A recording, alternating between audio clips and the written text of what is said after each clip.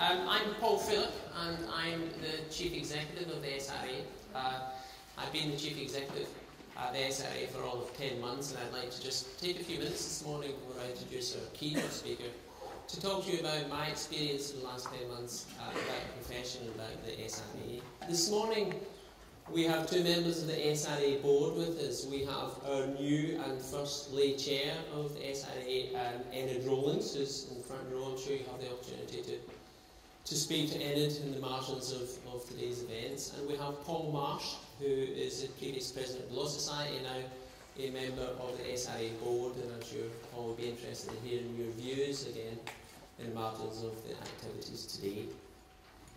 So first of all, welcome. This, of course, is our second Compliance Officer Conference, and actually it falls on, I think, what was, by all accounts, a genuine success last year in terms of communicating with compliance officers, which, of course, were relatively new. It's good to see so many people here.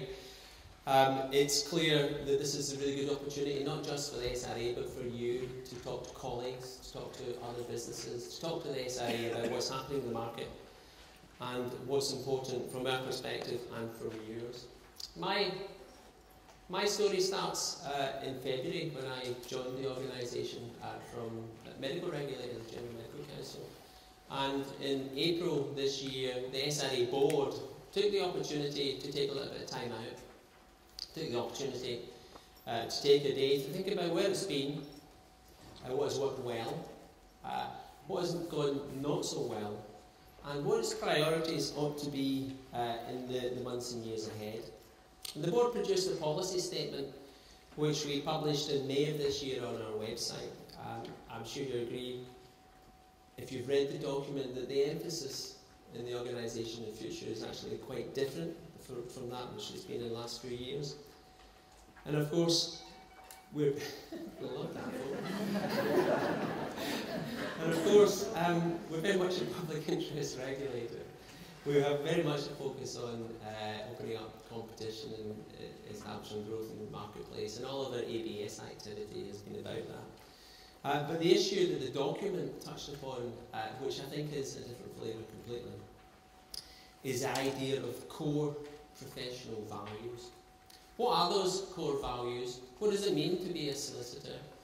Is there something particular to being a professional lawyer that means that actually you should be and ought to be trusted by the public and by your clients, that you ought to have an obligation clearly to the administration of justice and the rule of law, that you ought to have integrity, independence, confidentiality, motherhood and apple pie?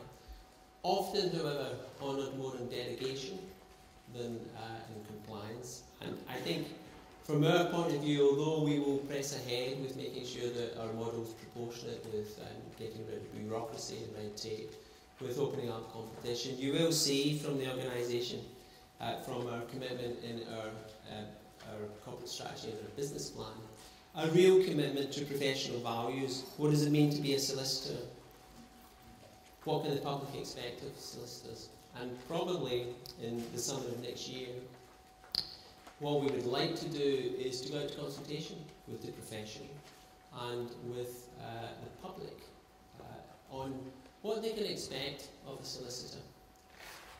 Our arrangements and our disciplinary work have been under the spotlight recently in terms of the comparative case review that was undertaken by Professor Gus John, that reported in, I think it was April this year, could be wrong there. And he looked at the issues and found a disproportionate representation of black and minority ethnic solicitors in our work. He couldn't conclude that that was because of any of our prejudice, and I don't personally believe that it is.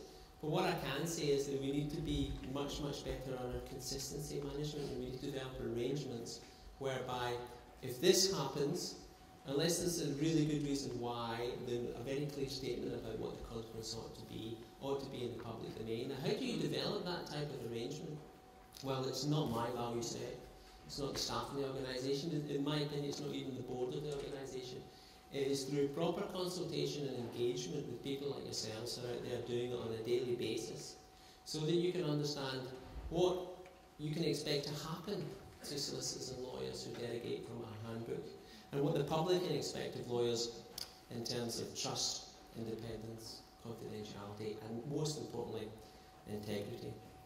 So what I've been up to over the last 6 or 8 months, well, the organisation has been pressing hard, not just on its new emphasis on professional standards, but on the proportionality of its regulatory model.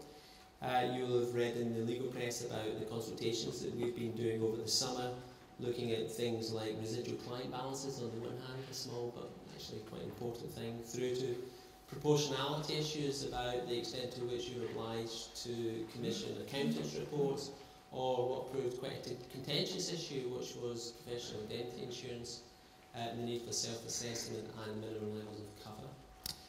And I think most importantly, and as I've gone around the country speaking to groups of solicitors, the thing that surprised me most is, in my opinion, the most important development over the last 4 or 5 months. And that is the changes to our handbook on multidisciplinary practices and the present consultation on the so-called separate business rule. I think these changes, more than anything else that we're doing, has the potential to change the legal marketplace, has the potential to provide a huge business opportunity for people like yourself.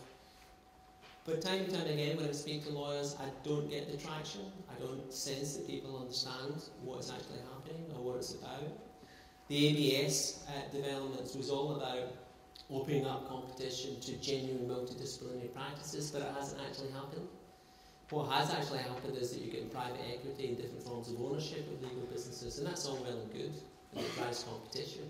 But if you look at the Hansard and the passing of the bill, it was actually about genuine professional services firms, multidisciplinary practice firms, lawyers getting into bed with accountants and other professionals to provide one-stop shops for the consumers on the high street or for big international businesses on a global stage. That hasn't happened. That hasn't happened up until now. Some of you who have noticed that we've now licensed some of the largest accountancy firms in the land.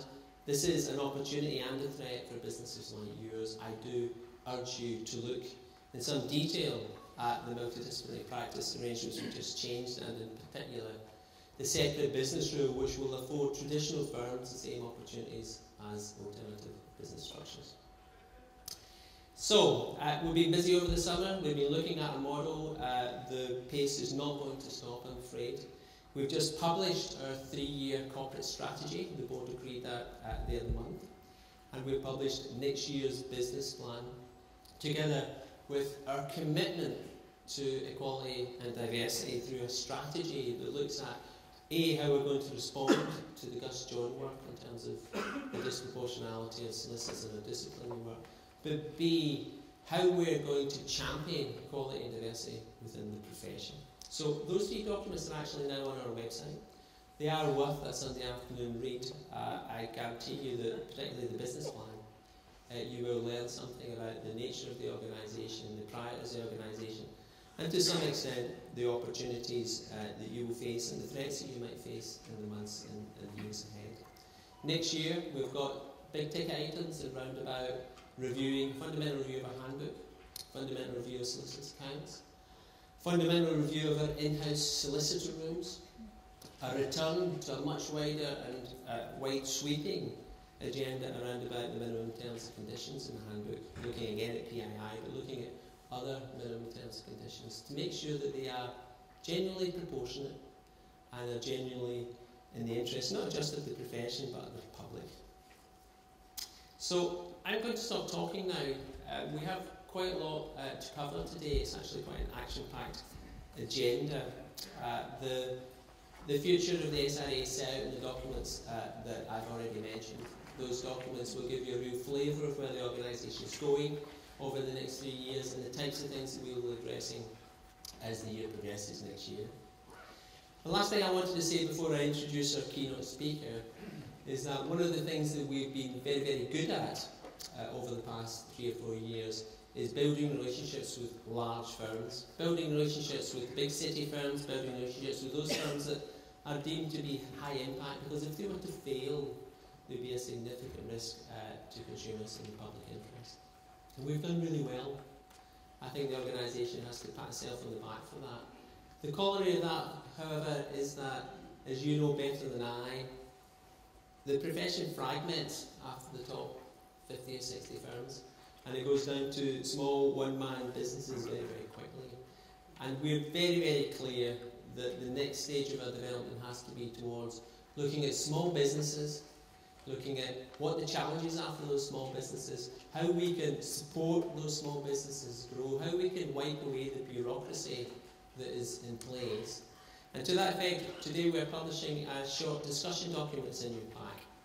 And that document floats quite a number of ideas, primarily practical arrangements, but also significant regulatory changes or proposals to the COLP-COFA arrangements for small firms, which will allow those businesses, in our opinions, to grow, to develop a better relationship with the SRA, and essentially to thrive in the marketplace. So I could ask you just during the day to have a read in that document. In the spring, further to the consultation on these proposals, we will bring out firm proposals, and this is your opportunity to actually contribute to that agenda, particularly if you're from a small firm, to make sure that as your regulator we are where we need to be, that we are not disproportionate in our effect on you, and that we allow you the opportunity to grow whilst at the same time protecting the public interest.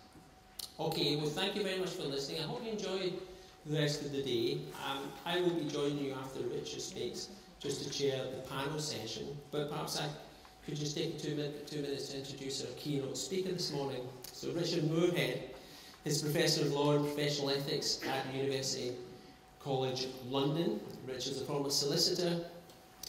He chairs, I think, what is a pretty feisty agenda around about ethics, and I've heard Richard speak before on the topic of ethics, and I found him A, to be entertaining, and B, quite stimulating. And Richard is going to address us this morning on ethics in a challenging time, are lawyers behind the curve. So without more ado, perhaps I could introduce Richard. Thank you very much.